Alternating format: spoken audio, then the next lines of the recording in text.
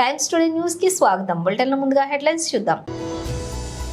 దమ్ముంటే మాకన్నా ఎక్కువ పనులు చేసి ప్రజలకు మంచి చేసి చూపెట్టు BRS working president KTR.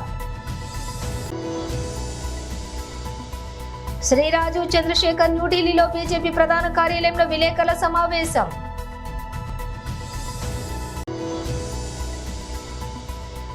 జియల్లెట్టి Maheshwar Reddy BJLP leader press meet.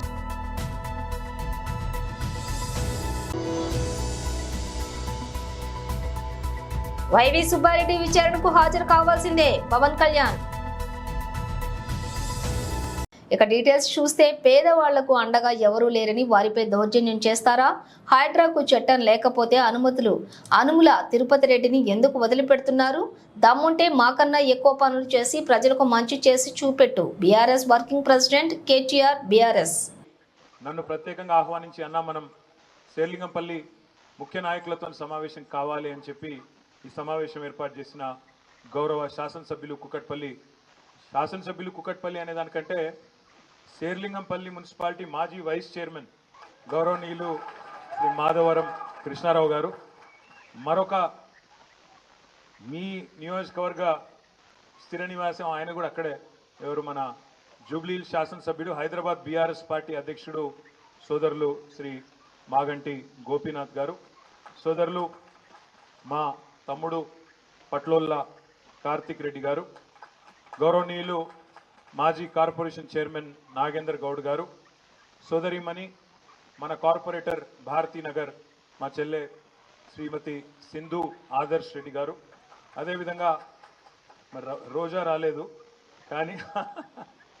రాలేదు బట్ వివేకానంద నగర్ కార్పొరేటర్ గారు మరి శ్రీమతి రోజా గారు, అదేవిధంగా రంగారావు గారు, అదేవిధంగా గచ్చిబౌలి మాజీ కార్పొరేటర్ గారు సోదరులు కొమిరిశెట్టి సాయిబాబా గారు, గౌరవనీయులు కుకట్పల్లి కార్పొరేటర్ గారు జూపల్లి సత్యనారాయణరావు గారు, అన్నగారు తెలంగాణ ఉద్యమం నుంచి శేర్లింగంపల్లిలో ప్రతి కార్యక్రమంలో చురుగ్గా పాల్గొన్న అన్న పురుషోత్తం యాదవ్ గారు, అదేవిధంగా తమ్ముడు రవి గారు, అదేవిధంగా రావు మీరు నా చెవులలో పెట్టుకు రావు, తర్వాత తమ్ముడు రవి యాదవ్ గారు, వాళ్ళ హరీష్ గారు, కిరణ్ యాదవ్ గారు, ఇంకా చాలామంది జమీర్ గారు, అదేవిధంగా ఇంకా చాలామంది పేరు పేరున ఈ కార్యక్రమంలో పాల్పంచుకుంటున్న ఆడబిడ్డలకు, అన్నదమ్ములకు, పేరు పేరున అందరికీ, పాత్రికేయ మిత్రులకు అందరికీ కూడా హృదయపూర్వకంగా నమస్కారాలు. పాతకాలంలో ఒక సామెత ఉండేది, చెరువు నిండితే కప్పలన్నీ వస్తాయని. కానీ మరి పలు మనం ప్రతిపక్షంలో ఉన్నాం, అధికారంలో లేము. మొన్ననే మీ ఎమ్మెల్యే జంపు కొట్టిండు.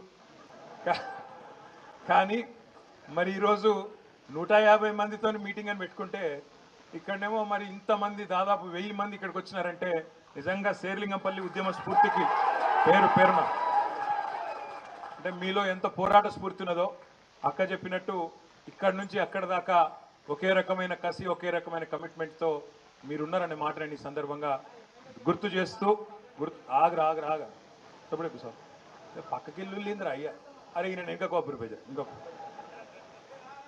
మా తమ్ముడు ఎందుకు ఆవేశపడుతుందంటే జల్దీ చాలా తొందరలో తప్పకుండా శేర్లింగంపల్లిలో ఉప ఎన్నిక వస్తుంది.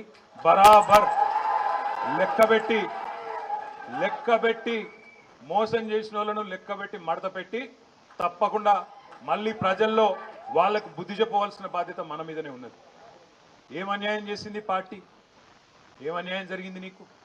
ఎందుకు పోయినావు పార్టీ మారి అంటే సమాధానం లేదు.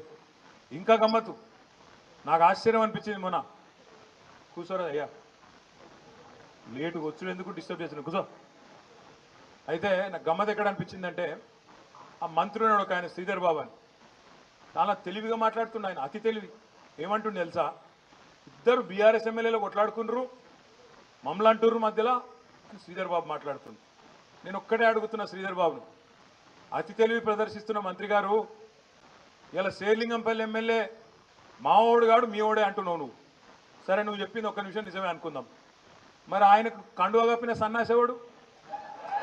శేర్లింగంపల్లి ఎమ్మెల్యేకు కండువా కప్పిన సన్నాసి వెధవ ఎవడు? మా బీఆర్ఎస్ ఎమ్మెల్యేల ఇంటింటికి తిరిగి వాళ్ళ కాళ్ళు మొక్కుకుంటా, వాళ్ళ కాళ్ళు పట్టుకొని పోచారం శ్రీనివాసరెడ్డి ఇంటికి పోయి, కడియం శ్రీయర్ ఇంటికి పోయి కేశవరావు గారి ఇంటికి పోయి కాళ్ళు మొక్కి కండువాలు కప్పుతున్న దౌర్భాగ్యుడు సన్నాసి వెధవ ఎవడు చెప్పు శ్రీధర్ బాబు నేను అడుగుతున్నా. చెప్పుకున్నదందుకన్నా కొద్దిగా సిగ్గుమానం ఉండాలనా లేదా? ఇప్పుడు ఏమైపోయింది మీ శేర్లింగంపల్లి ఎమ్మెల్యే పరిస్థితి? అది అంటారు చూడు హిందీలో సామెత, దోబీకా కుత్తా నా గారు నా ఘాట్. ఇక తెలుగులో ఒక పాట ఉన్నది కానీ నేను చెప్తే బాగుండదు. కొద్దిగా చాలా మంది సోషల్ మీడియాలో నడుపుతారు, అది నడవని. మనమేమో మనోడు కాదని పడుతుంది, వాళ్ళేమో మావోడు కాదని పట్టరు. పాపం ఏం చేయాలి, ఆయన బతికియాలి, అట్లా అయిపోయింది. నన్ను అన్నాడు రోజు మా సబితక్క సునీతక్క నాయనగా కూర్చున్నారు, నేను అసెంబ్లీలో మాట్లాడుతుంటే ముఖ్యమంత్రి అంటాడు, ఇగో ఆ అక్కలను నమ్ముకుంటే నీ బతుకు జూబ్లీ బస్ స్టాండ్ అవుతుంది అన్నాడు. నన్ను ఏదో అక్కలను ఇన్సల్ట్ చేసుకుంటా, ఆడబిడ్డలను అవమానించుకుంటా ఇష్టం వచ్చినట్టు ఒరిలిండు. ఇలా నేను అడుగుతున్నా, ముఖ్యమంత్రి చెప్పు దమ్ముంటే, నువ్వే చేర్చుకున్నావు కదా ఇంటింటికి తిరిగి 10 మందిని. ఇలా ఏమైంది వాళ్ళ బతుకు? జూబ్లీ బస్ స్టాండ్ అయింది. ఆ 10 మంది ఎమ్మెల్యేల బతుకు జూబ్లీ బస్ స్టాండ్ అయింది. నువ్వు కాదని పడుతుంది, మేం కాదని పడబట్టి. రేపు ప్రజలు కూడా చీకొడతారు, బుద్ధి పక్కా చెప్తారు. ఎందుకు భయం? ఇంటింటికి తిరిగి నువ్వే చేర్చుకుంటుంది. ఇలా నువ్వు కాదని పడుతుంది. ఎందుకు భయం ఎందుకు అంటే, మొన్న హైకోర్టు తీర్పుతోని గుండెల దడ మొదలైంది. ఎక్కడ ఉప ఎన్నికలు వస్తాయో, ఎక్కడ వీళ్ళందరి విషయంలో మళ్ళీ ఎన్నికలు రాక తప్పదు, వచ్చినప్పుడు ఖచ్చితంగా ప్రజలు బుద్ధి చెప్తారు. కాబట్టి వీళ్ళని ఎట్లన్నా కాపాడుకోవాలి అనే ఉద్దేశంతో పదవుల కోసం ఇవాళ నీతి బాహ్యమైన రాజకీయం ముఖ్యమంత్రి ఆయన మంత్రులు చేస్తూ ఉన్నారు. చెప్పు దమ్ముంటే, అవును ఈయన చేర్చుకున్నాం పార్టీలా, ఖచ్చితంగా నేను డిస్క్వాలిఫై చేస్తాం, శేర్లింగంపల్లిలో రేపు ఎలక్షన్ వస్తుంది, కొట్లాడతాం, నేను మంచి పనులు చేస్తున్నా కాబట్టి గెలిపిస్తా అని చెప్పు దమ్ముంటే. అట్లా రా ధైర్యంగా ప్రజల్లోకి. అంతేగాని ఎలక్షన్లలో వస్తాయి కాబట్టి మళ్ళీ ప్రజలు మూతి మీద తంతారు కాబట్టి, హైదరాబాద్లో చేసిందేమీ లేదు కాబట్టి, చేస్తున్నవన్నీ గబ్బు రియల్ ఎస్టేట్ పనులు దందాలు కాబట్టి ఏదో ఒకటి చేసి ఎన్నికలు రాకుండా కాపాడుకునేందుకు నువ్వు చేస్తున్న దిక్కుమాలిన రాజకీయం ఇలా గల్లీలో చూస్తున్నారు, ఢిల్లీలో నీ పార్టీ వాళ్ళు కూడా చూస్తున్నారు. నేను ముఖ్యమంత్రి గారిని ఒకటే అంటా ఉన్నా, ఎక్కువ కాలం ఇట్లా డ్రామాలతోని, అటెన్షన్ డైవర్షన్ గేమ్లతోని ఎక్కువ కాలం రాజకీయం నడవదు, ఎక్కువ కాలం ఇదే రకమైన దిక్కుమాలిన కార్యక్రమాలు నడవవు. మీరు గమనించండి, 9 నెలల్లో ఏం జరుగుతున్నది రాష్ట్రంలో జాగ్రత్తగా ఆలోచించండి. ఎన్ని మాటలు చెప్పిండ్రు ముసలోళ్ళకి, పెద్ద మనుషులకి. కేసీఆర్ 2000 ఇస్తున్నాడు, మేము 4000 ఇస్తాం. కేసీఆర్ అవ్వకిస్తున్నాడు లేదా తాతకి ఇస్తున్నాడు, నేను ఇద్దరికీ ఇస్తా. కేసీఆర్ అవ్వ తాతకి ఇస్తలేడు, నేను ఇద్దరికి ఇస్తా అన్నావు. ప్రభుత్వ ఉద్యోగులుంటే వాళ్ళ తల్లిదండ్రికి కూడా నేను పెన్షన్ ఇస్తా అని చెప్పినావు. ఇలా ఒక్క పెద్ద మనిషికి రాష్ట్రంలో, ఒక్క అవ్వకు, ఒక్క తాతకు 4000 రూపాయలు వచ్చిందా? 4000 కాదు, ఆ 2000 దిక్కులేవు. జనవరి నెలది ఎగ్గొట్టిండు, ఆగస్టు నెలది కూడా ఎగ్గొట్టిండు. బీజేపీ సీనియర్ నాయకుడు శ్రీ రాజీవ్ చంద్రశేఖర్ న్యూఢిల్లీలోని బీజేపీ ప్రధాన కార్యాలయంలో విలేకరుల సమావేశంలో ప్రసంగించారు. Look, we have seen in recent times political leaders in the alliance take shamelessness to a level that we have never seen in politics of India. There is a sitting chief minister who refused to resign despite being indicted on alcohol scam. Now, that cannot be the default moral character or moral standard for people in public life. If a sitting chief minister like Mr. Siddaramaiah has been accused of a Muda scam, the governor of the state has applied his mind and said there is prima facie evidence and that prosecution and investigation into this must continue. And that the High Court has upheld that. Anybody with some remote sense of decency, self-respect would resign and pave the way for an independent, fair investigation. If he was innocent, he would do it. If he was guilty, he certainly will not try and resign. He will try and hold on to his position, as we saw a particular chief minister in Delhi do the same.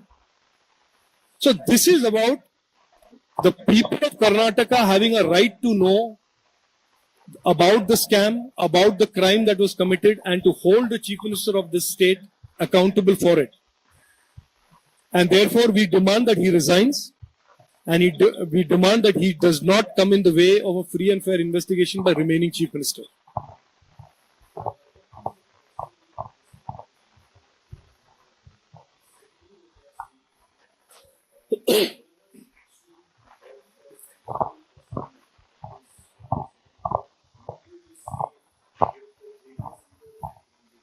Look, we must be. I want to say this very clearly and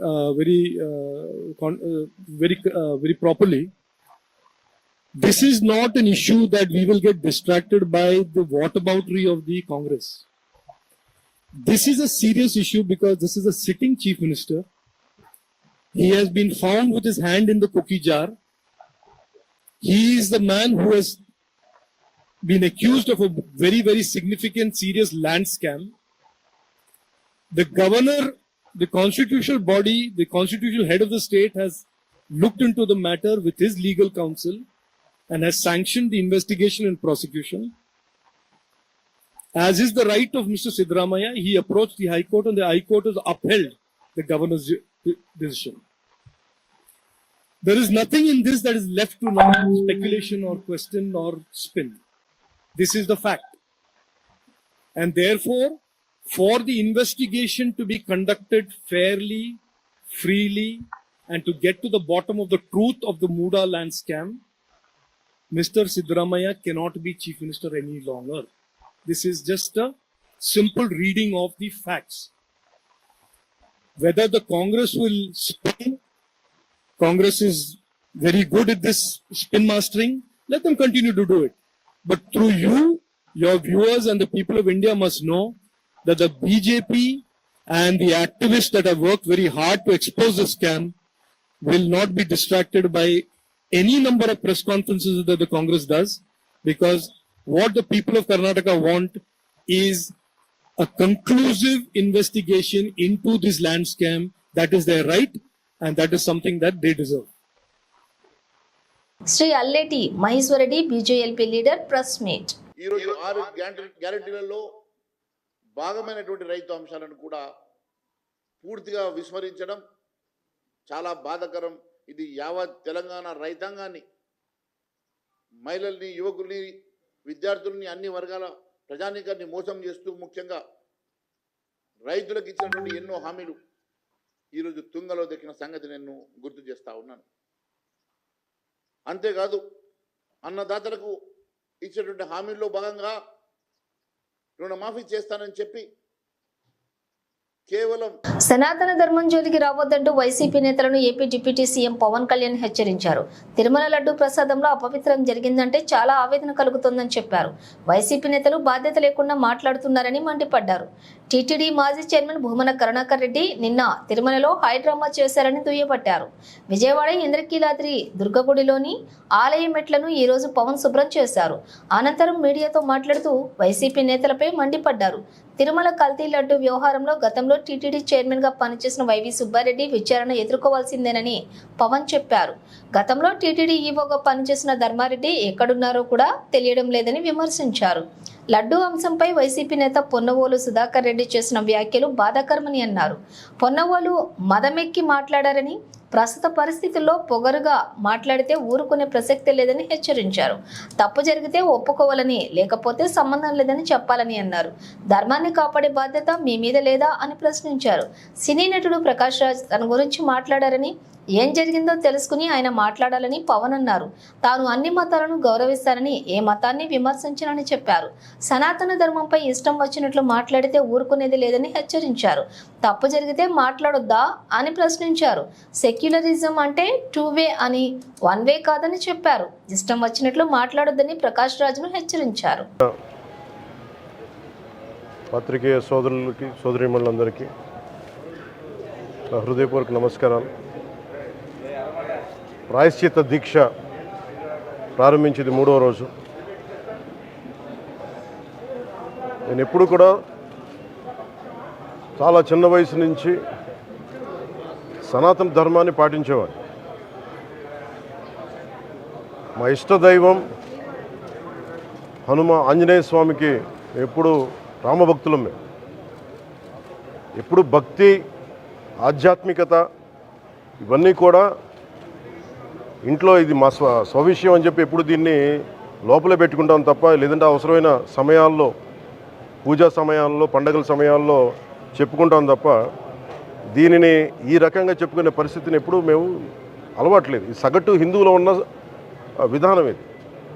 ఎందుకంటే ఈ దేశంలో ఉన్న సగటు హిందువుకి ఎప్పుడు భయం ఉండదు. సగటు హిందువుకి ఏ రోజు కూడా ఇంకొక మతం మీద కానీ ఇంకో వ్యక్తి మీద కానీ ద్వేషం ఉండదు. విజయనగర సామ్రాజ్యం నుంచి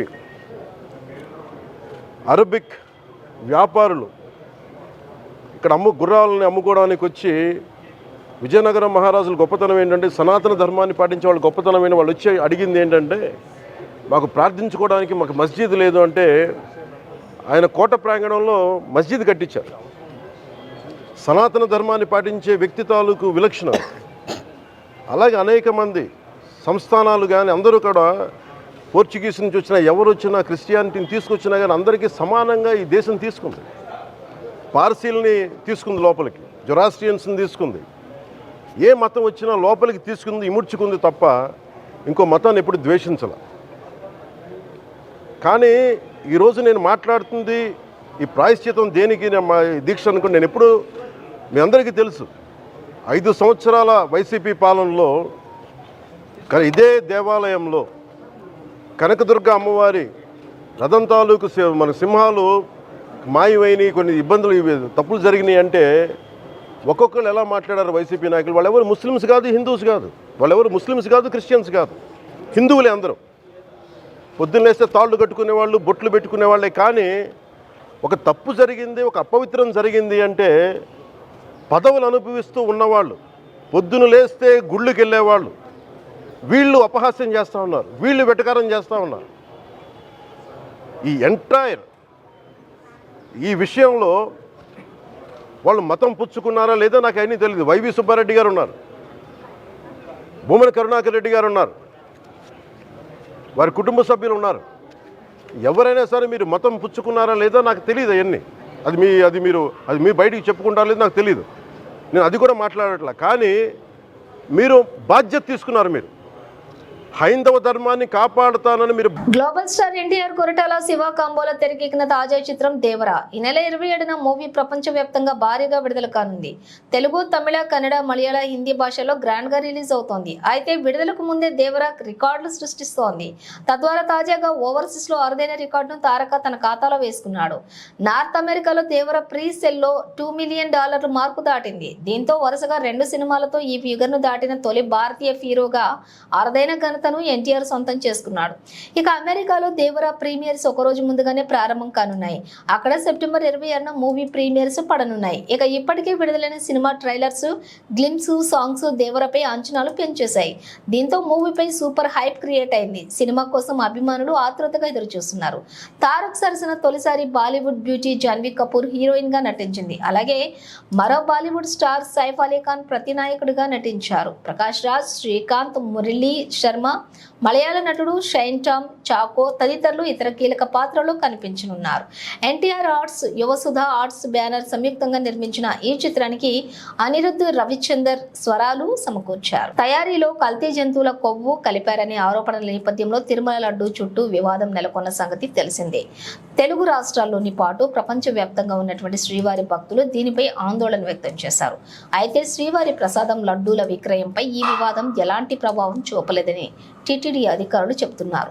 గడిచిన 4 రోజుల్లో మొత్తం 14 లక్షల లడ్డూలు విక్రయించామని వివరించారు. తిరుమల శ్రీవారి దర్శనానికి వచ్చిన భక్తులు లడ్డూలపై వచ్చిన వివాదాన్ని గతహ అని భావించారని, యథావిధిగానే ప్రసాదాలను కొనుగోలు చేశారని చెప్పారు. అధికారుల వివరాల ప్రకారం ఈ నెల 19న 3.59 లక్షల లడ్డూలు, ఈ నెల 20న 3.17 లక్షల లడ్డూలు, ఈ నెల 21న 3.67 లక్షల లడ్డూలు, ఈ నెల 22న 3.60 లక్షల లడ్డూలు అమ్ముడయ్యాయని వివరించారు. సగటున రోజుకు 3.50 లక్షల లడ్డూలు విక్రయించామని పేర్కొన్నారు.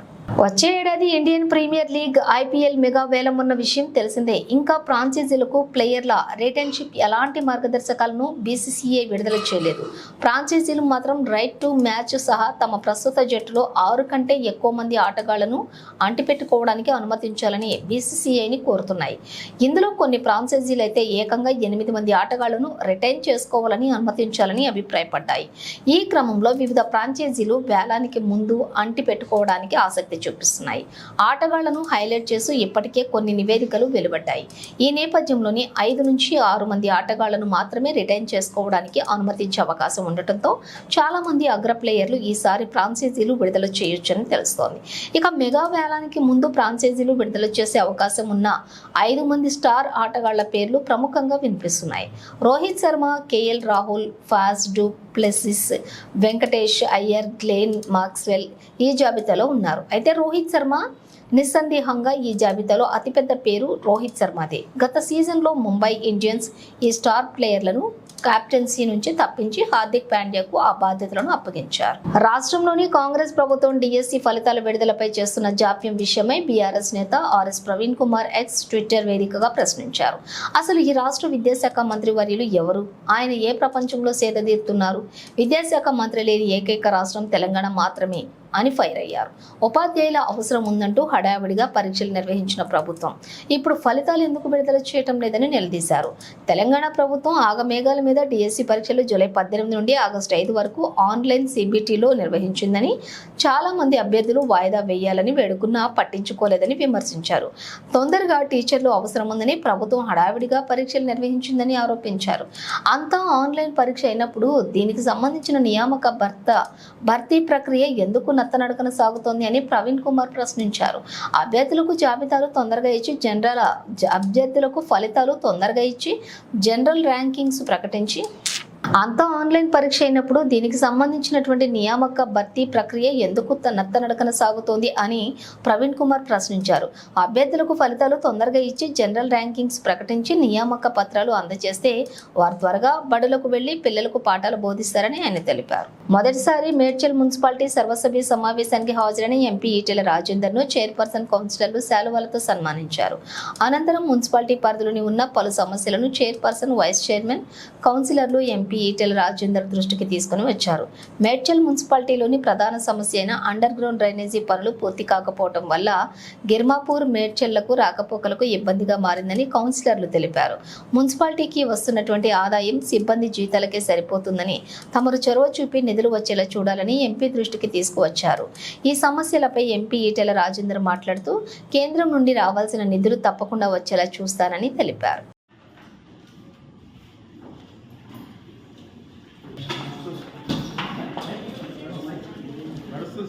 గౌరవనీయులు పార్లమెంట్ సభ్యులు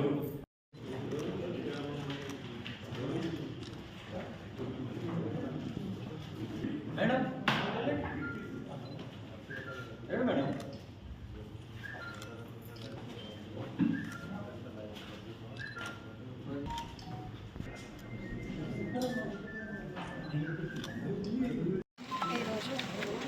సర్వసభ సమావేశం మేడ్చల్ మున్సిపాలిటీకి హాజరైన మన గౌరవనీయులు పెద్దలు మన ఎంపీ ఈటెల రాజేందర్ అన్న గారికి, మరి కౌన్సిలర్స్కి, కోఆప్షన్ మెంబర్స్కి, మరి ఆఫీస్ స్టాఫ్కి, ప్రతి ఒక్కరికి కూడా పేరు పేరు చెప్పిన నా నమస్కారములు. ముఖ్యంగా ఏంటంటే ఈరోజు మేము సమావేశం ఏర్పరచుకున్నది మన రోడ్స్, మన సీసీ రోడ్సే కానీ బీటీ రోడ్స్ ఎక్కడైతే మనకు రిక్వైర్మెంట్ ఉందో ఆ రిక్వైర్మెంట్ బట్టి మేము ఈరోజు ఈ మీటింగ్ కండక్ట్ చేసుకోవడం జరిగింది. మాకు కొన్ని వార్డ్స్లలో కూడా ఇప్పుడు అన్ని మేడ్చల్ మున్సిపాలిటీలో ఒక 23 వార్డ్స్ ఉన్నాయి.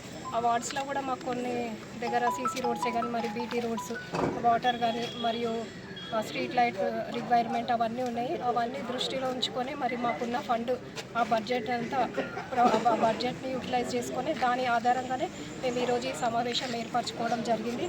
ఇప్పుడు వచ్చే మన బతుకమ్మ దసరా పండుగ కూడా మన స్ట్రీట్ లైట్స్ మరి బతుకమ్మ కార్డ్స్ దగ్గర అవన్నీ ప్రొవైడ్ చేయాలి. మరి మేడ్చల్ మున్సిపాలిటీ అప్పుడైతే మనకి గిర్మాపూర్ ఉండేది, గిర్మాపూర్ మరి అత్వెల్లి, ఇష్టాపూర్, మేడ్చల్ 4 ఉండే. మరి ఈ మధ్య కాలంలో మనకి పూడూరు, రైలాపూర్ కూడా ఇందులో విలీనం అయింది. కాబట్టి ఇవన్నీ దృష్టిలో ఉంచుకొని కూడా మేము ఈరోజు ఈ మీటింగ్ ఏర్పాటు చేసుకోవడం జరిగింది. డైలీ సెగ్రిగేషన్ కూడా మన తడి చెత్త, పొడి చెత్త అవన్నీ కూడా ప్రతి ఒక్క అంశం కూడా ఈరోజు చర్చించుకోవడం జరిగింది. నాకు ఈ అవకాశం ఇచ్చిన ప్రతి ఒక్కరికి ధన్యవాదాలు, కృతజ్ఞతలు. గ్రామాలలో ఉండే సమస్యలు కావచ్చు, మున్సిపాలిటీలలో ఉండే సమస్యలు కావచ్చు, సర్పంచ్లకు వార్డు మెంబర్కి లేదా పట్టణాల్లో ఉన్నటువంటి కౌన్సిలర్లకి కాకుండా బులెటిన్ ముగించే ముందు హెడ్లైన్స్ మరోసారి. దమ్ముంటే మాకన్నా ఎక్కువ పనులు చేసి ప్రజలకు మంచి చేసి చూపెట్టు BRS working president KTR. Sriraju Chandrasekhar న్యూఢిల్లీలో బీజేపీ ప్రధాన కార్యాలయంలో విలేకరుల సమావేశం.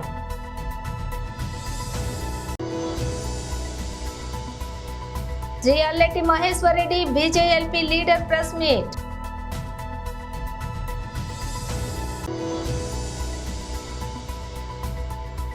వైవి సుబ్బారెడ్డి విచారణకు హాజరు కావాల్సిందే పవన్ కళ్యాణ్.